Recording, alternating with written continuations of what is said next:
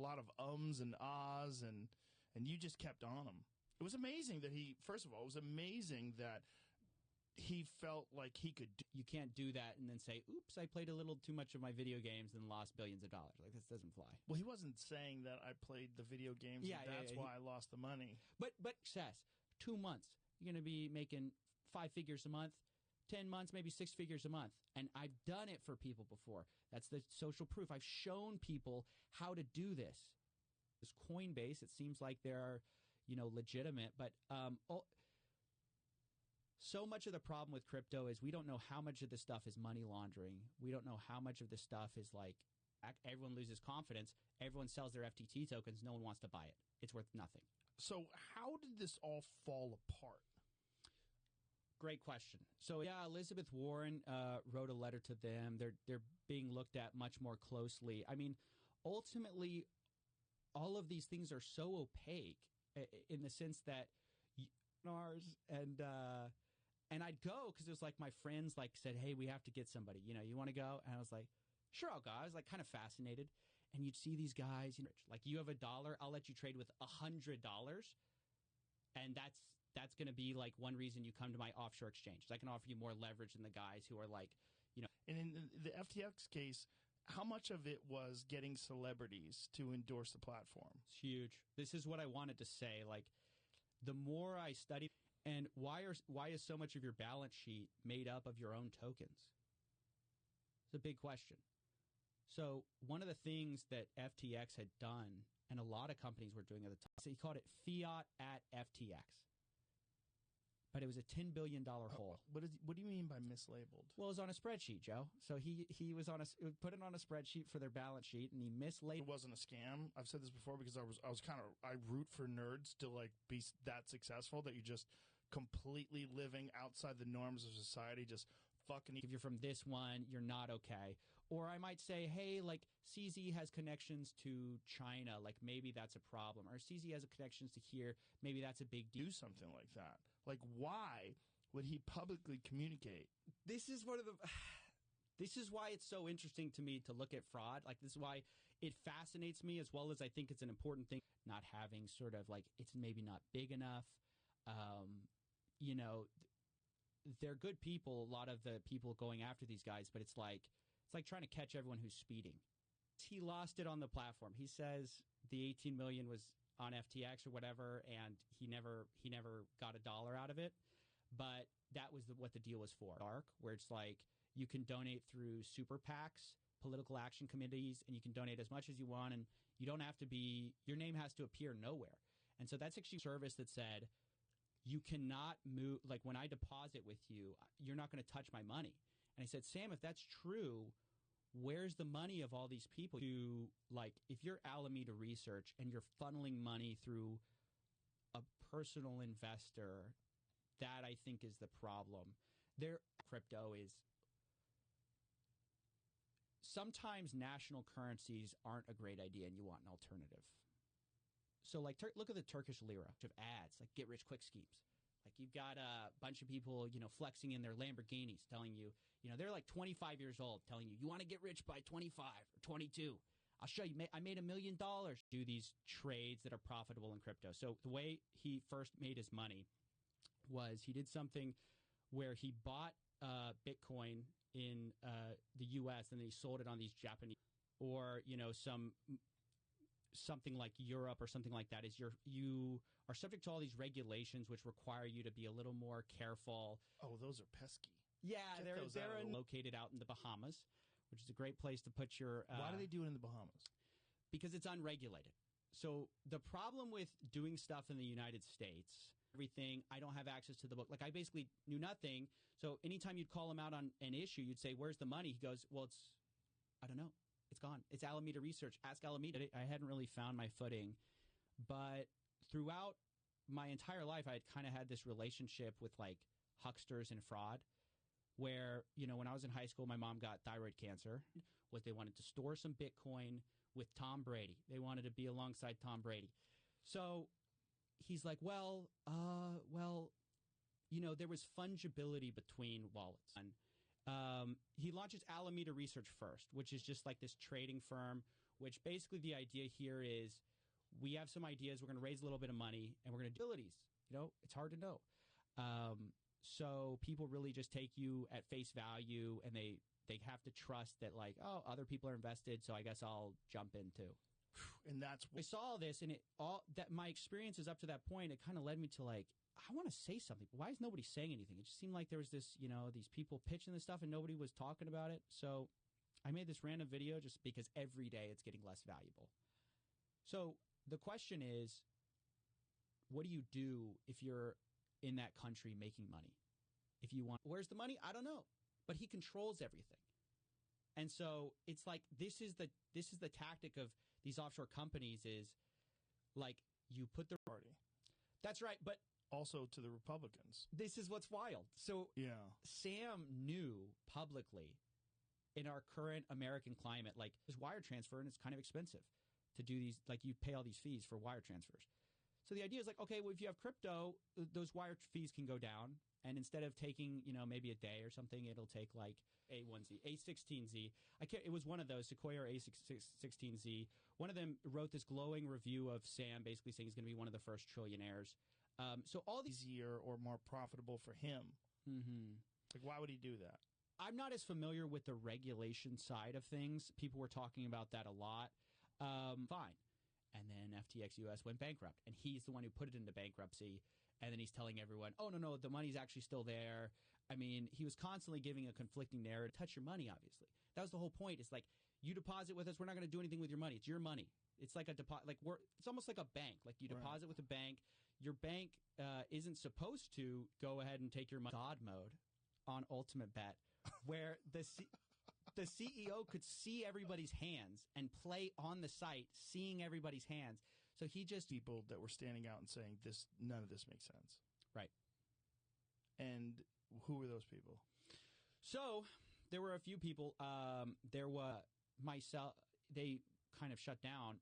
Myself and some other people were saying, like, we think they're insolvent, because we had taken a look at their numbers, and we said, there's no way they have the money for this. They don't have the token. Money to a politician on my behalf. You're a straw donor. You're not really a donor. So Alameda was using customer funds to pay off politicians in order to try to get favorable. You're like, it's this magic internet money. Magic.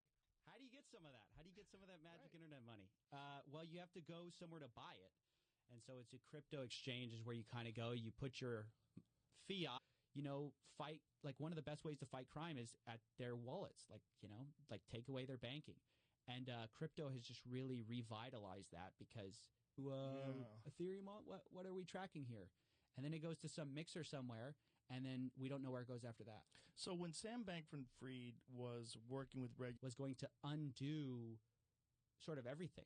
Like, if you don't root out the scams, you don't find ways to solve that, this is never going to work. Because if you're great, he's one of the leaders at the NASDAQ. I mean, he was one of the go-to guys. And so you thought, well, I invest with Bernie, like, I can't lose. It's like almost, betting on the house of you're just having to trust these shady offshore entities that they're telling the truth. Binance says they're fine.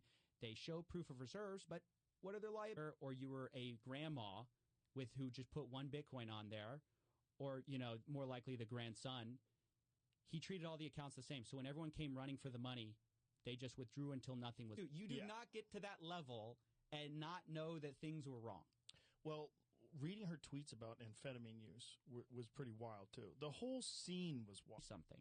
Because I was just like, why does this make some people tens of millions of dollars and nothing happens? Why might be one of the first, like, trillionaires or whatever, like he's such a great entrepreneur. They think he's such a genius. It might have been one of the A1Z guys or assets. You can check yourself. Like, I have $1 billion in USDC. Well, that's great. But it doesn't matter if I have $1 billion in crypto, Bitcoin, whatever, if I owe $2 billion. Right. I really enjoyed you catching him on Twitter Spaces. I really enjoyed that. I listened to that whole thing because before that, you have this guy who's this, these exchanges where it was worth more. So he was arbitraging this difference in prices, and then after he made his money that way, He It launched was like 70,000 or something like 60 plus. Yeah. So that's the lure. The lure is you buy in for pennies, and one day you're insanely rich. I'm sure you know about that. Actually, campaign finance laws I've heard are pretty weak. I forget the name of the law, but it was passed in like the early 2000s, 2010s maybe, where it actually became very easy to donate. Yeah, tokens like is the individual, you can think of currency, right? So it's like the individual. So Bitcoin is, you have Bitcoin. Then you have, it's one of the cryptocurrencies. You have Ethereum. The son of Harvard lawyers. We just sort of can't lose. And nobody paid attention to some of the red flags that were going on until ultimately it was too late. It turns out he was we don't know. I mean, there's only a few that are bigger, like there's Binance, very opaque company. We don't exactly know. And what has happened to Binance since FTX went?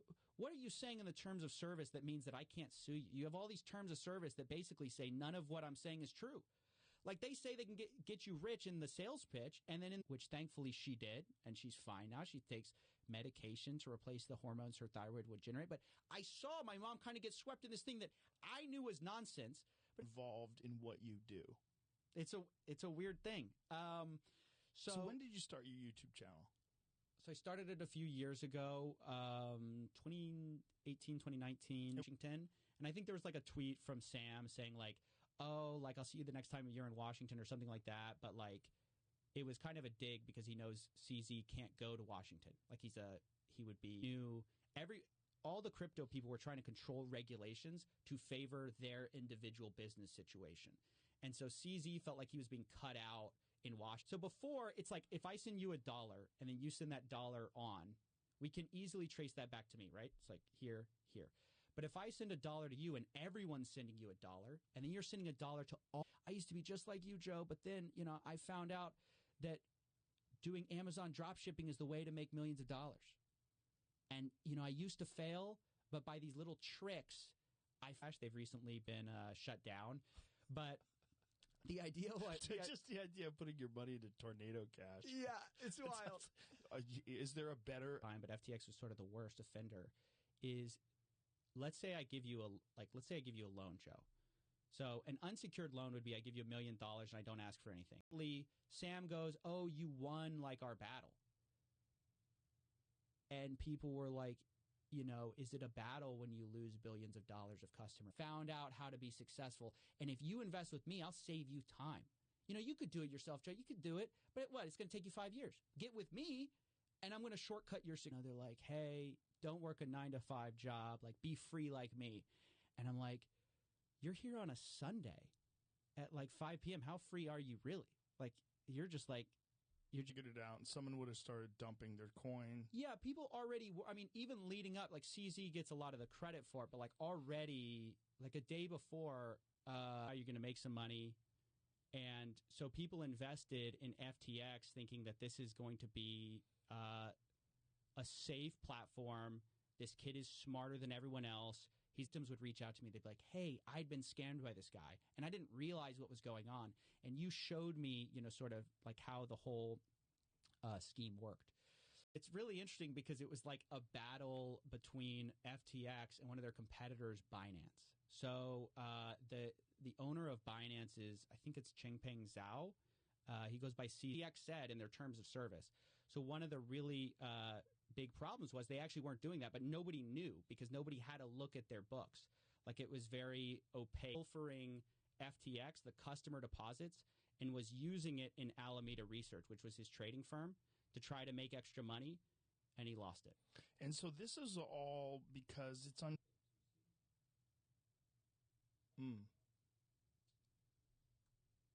Jamie's looking it up. I thought I knew it off the top of my head, and now I don't want to say the wrong one. A16Z. A16. I'm a millionaire by the time I'm 23 years old. Just buy my course. My course is, $2,000. Pay me $2,000. I'll teach you to get rich quick. So the scandal now is they're finding a bunch of campaign finance violations because he was trying to influence politics, U.S. politics. I mean, it's insane how deep LGBTQ plus causes. And it was through a guy, and the guy was like, I feel a little uncomfortable with this. And they said, well, we don't have anyone trustworthy at FTX we can donate through who's from the arms of one huckster to another. Like it's just like it's almost to something worse. There are crypto ransomware. Yes, 100%. Because before it was like, okay, you need to use like Western Union or sort of one of these like these places where you can kind of send money without too much scrutiny. This is what was going on in crypto. They're called collateralized loans. But what FTX was doing was they were saying, hey, like, we'll take $1 million from you, but instead of giving you very treatable kind of cancer, and she's fine. But at the time I watched her as she's like, gets this diagnosis, gets swept up with all these hucksters who are telling her that the way to treat thyroid cancer with regulators, they were all trying to, Sam was working really closely with regulators to try to get regulations passed. And CZ felt like he was cut out. So that stirred up this like battle between them. And ultimately, now I can just send you $100K. It's going to take me 5 minutes. So that's why when people like kidnap people's data and things along those lines, they'd like to get paid. To store your money somewhere else. How do you store it? So there's this idea of like these alternative currencies that are kind of interesting. And then there's some arguments that like, hey, if you're someone like me, is not surgery. You can just treat it naturally. Just don't worry about, hey, don't listen to the doctors. Don't listen to your general practitioner. You can just treat it with like colloidal silver. Or he broke that showed that maybe they're not as healthy as they should be. There would have been a run on the banks and people would have found out. It's just like, when are they going to find out? It just, he happened to be the final straw, if that makes sense. So someone would have figured the fact that they were all living together and fucking each other in this giant penthouse, this $40 billion penthouse. The things, it's insane. It's really, I almost wish. So if you default on that loan, I'm out $1 million. Another way is I ask for, okay, I'll take some equity in the studio if something goes wrong, right?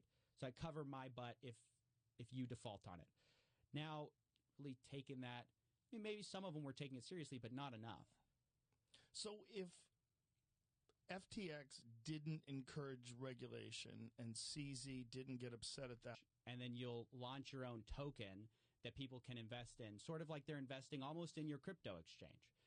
And so that was actually one of the ways that FTX, everybody, I ask him, and he doesn't want to talk to me.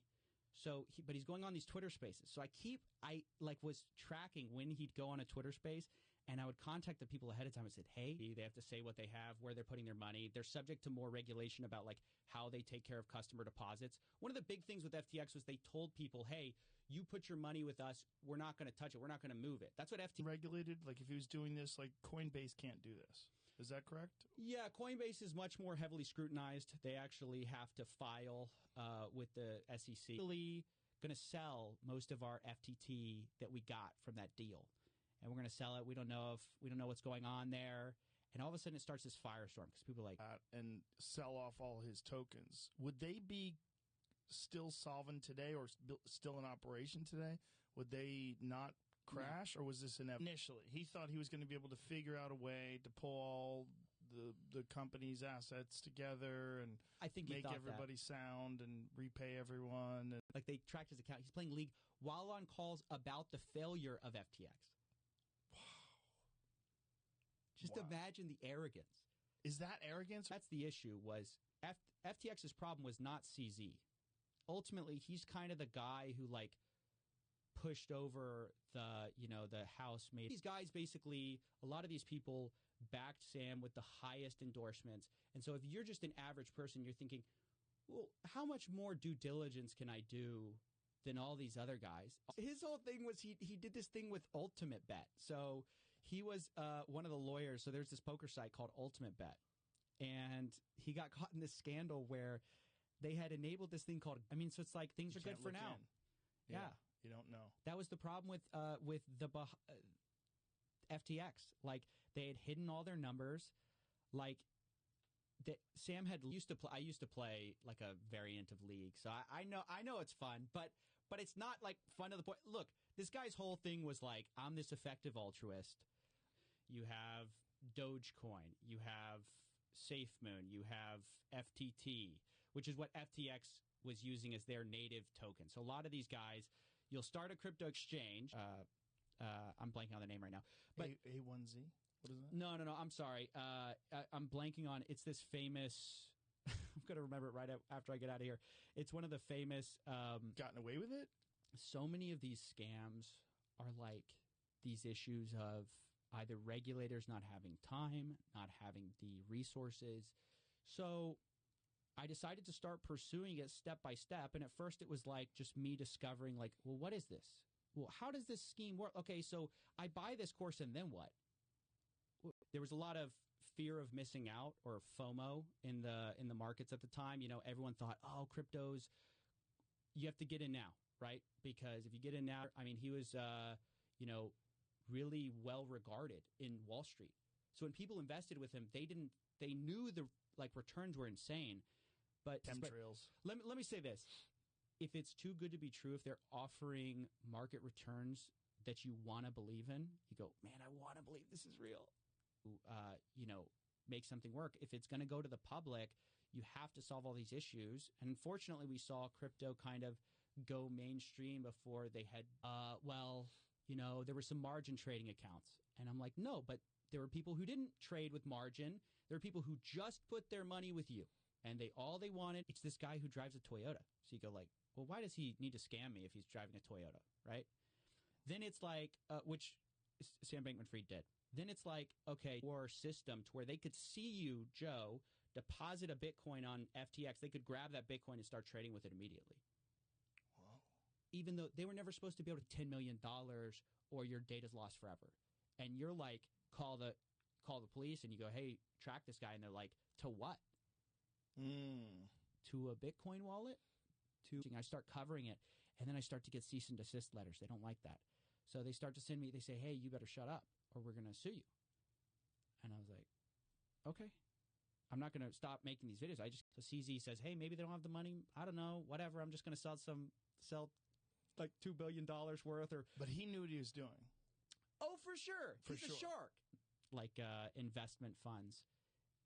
They invested in a bunch of NFT projects. Mark Andreessen, I think, is the guy who runs it. Around, right? Kevin O'Leary's in. So you kind of think you're swimming safely with like other savvy investors. And that's what ultimately gets you to buy in. Bernie Madoff is very similar. Executives Ryan Salami or something. I think that's his last name.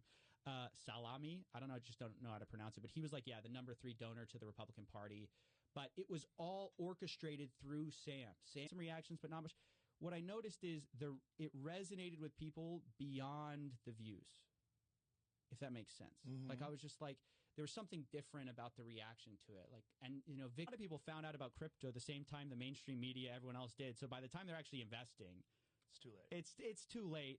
I think the most fair case you could make about somebody found out about this God mode, and so the lawyers like, how do we basically cover this up? Dan Friedberg's like, how do we, what do you want me to do? And he's like, hedge of that token, then you sell it off, and then the price plummets. So you thought you had a bunch of money, but actually it's worth nothing. Like there's all these new scams that have emerged as a result of people getting interested in this idea of an alternative.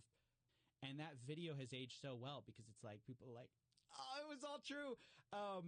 But people were outright calling it a fraud. Like Mark Cohodes, he's a famous short seller. He was of what's going on. Now he's still like trying to say he did nothing wrong. He maintains he's innocent.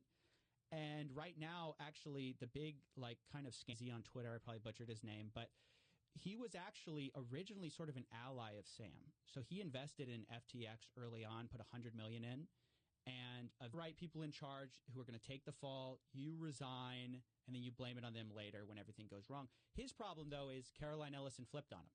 So she definitely flipped on him. She was smart. Yeah. She cooperated. Did you interview him before the scandal?